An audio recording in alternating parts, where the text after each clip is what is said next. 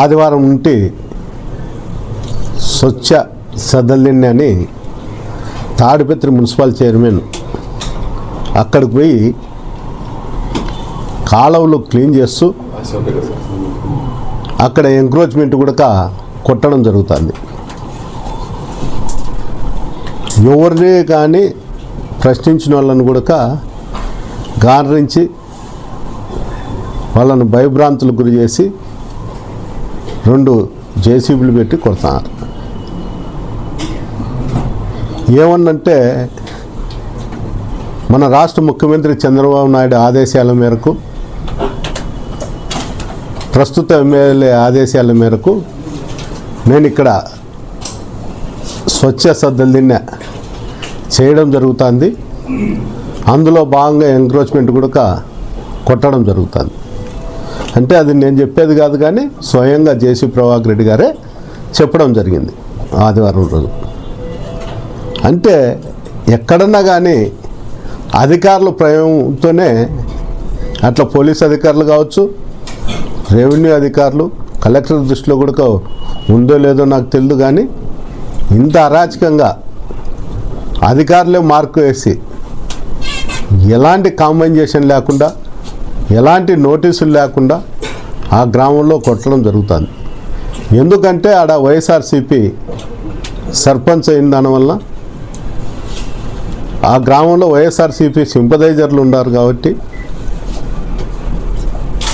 ఇలాంటి కార్యక్రమాలు మొదలుపెట్టి భయభ్రాంతులకు గురి చేస్తున్నారు. కొంతమందిని అధికారులు అడిగితే మాకు ప్రభాకర్ రెడ్డి గారు చెప్పారు, రెవెన్యూ అధికారులు కావచ్చు, మండల అధికారులు కావచ్చు, పోలీస్ అధికారులు, వీళ్ళందరూ చెప్పేది ఏమంటే మాకు పై అధికారులు చెప్పినారు, మేము ఇక్కడ పనిచేస్తున్నాం అంటారు.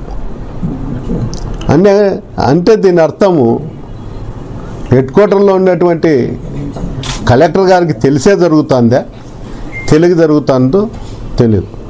3 రోజుల నుండి జరుగుతుంటే ఇవాళ తెలియక జరుగుతుందా కూడా మీడియాలో వస్తుంది, సోషల్ మీడియాలో కూడా ఉంది.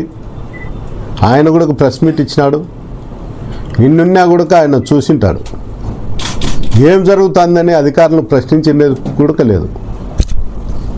దీన్ని బట్టి ఎక్కడన్నా కానీ తాడిపత్రిలో వైఎస్ఆర్సీపీ నాయకులు ఉండకూడదనే ఒక ఉద్దేశంతో కలెక్టర్ గారు, ఉన్నత అధికారులు, పోలీస్ అధికారులు అందరూ సమకూర్చే ఈ విధంగా కొట్టడం జరుగుతుందనేది నా అభిప్రాయం.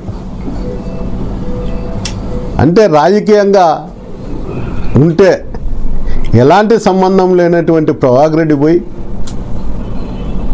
ఎంక్రోచ్మెంట్ కొట్టినప్పుడు నష్టపరిహారము జేసీ ప్రభాకర్ రెడ్డి ఇస్తాడా, కలెక్టర్ ఇస్తాడా, చంద్రబాబు నాయుడు గారు ఇస్తారు, ముఖ్యమంత్రి గారు? అది ఎవరికీ అర్థం కావడంలే. ముఖ్యంగా అధికారులే ఈ విధంగా చేస్తే సామాన్యులు ఎక్కడ పోయి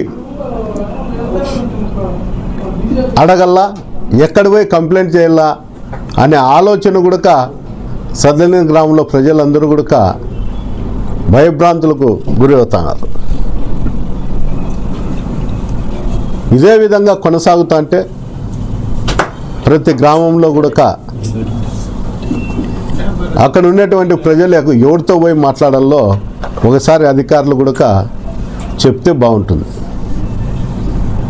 పోలీస్ అధికారులు అయితే గ్రామంలోకి పోయి వాళ్ళు గ్రామంలో ఉన్నటువంటి నాయకులను పిలిచి, రౌడీ షీటర్లను పిలిచి, గ్రామంలో ఉన్నటువంటి పెద్దలను పిలిచి మీటింగులు పెడతా అంటారు. ఎక్కడన్నా కానీ గ్రామంలో కక్షలు పెట్టుకోవాకండి, అసంఘ కార్యక్రమాలు ఉన్నా కూడా మాకు చెప్పండి అని. తాడిపత్రిలో మాత్రం వైఎస్ఆర్సీపీ నాయకులు ఊర్లో ఉండాకండి, బయటకు పోయి ఎక్కడన్నా ఉండండి, 1 సంవత్సరమో 6 నెలల్లో అన్నీ సర్దుమరిగిన తర్వాత మీరు రాండి అని చెప్పడం జరుగుతుంది. అంటే ఇది ఏ చట్టంలో ఉందో, ఎక్కడుందో కూడా నాకు అర్థం కావడంలే. నేను తాడిపత్రికి పోతే ల్యాండ్ ఆర్డర్ ప్రాబ్లం వస్తుందని చెప్తున్నారు. పోలీసు అధికారులు అనుమతి ఇవ్వకపోతే నేను కోర్టును ఆశ్రయిస్తున్నా. 4 నెలలైనా కూడా దానిపైన విచారణ జరుగుతూనే ఉంది. ఇంతవరకు కూడా నాకు ఎలాంటిది లేదు. జిల్లా అధికారుల దగ్గరికి చాలాసార్లు జిల్లా అధ్యక్షుడు, మా సహచరులైనటువంటి మాజీ ఎమ్మెల్యేలు అందరూ కూడా పోయి అడగడం జరుగుతుంది. అది ప్రొలాంగ్ చేసుకుంటూనే పోతున్నారు.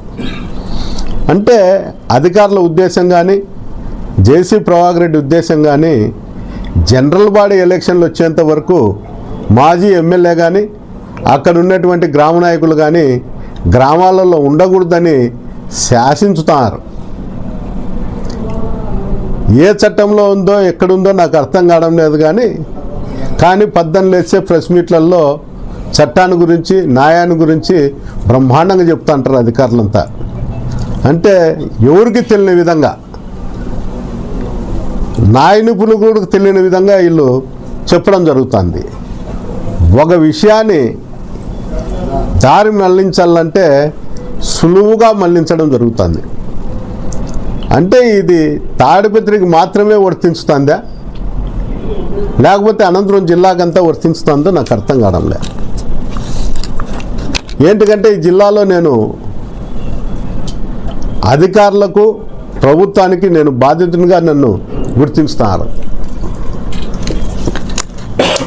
నేనుంటే ల్యాండ్ ఆర్డర్ ప్రాబ్లం వస్తుందన్నప్పుడు సరే 6 నెలలు ప్రభాకర్ని ఊరు వదిలిపెట్టమనండి, 6 నెలలు నేను కూడా ఉంటా, 6 నెలల తర్వాత నేను కూడా ఊరు వదిలిపెట్టిపోతే ప్రభాకర్ రెడ్డి ఉండమను.